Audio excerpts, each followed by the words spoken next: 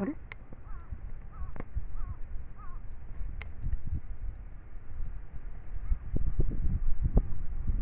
ここはですね、平木神社が近いとこなんですけど、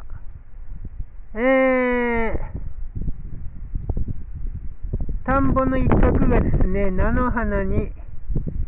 覆われてまして、だいたいマラソンで言えば15キロ地点ぐらいかな。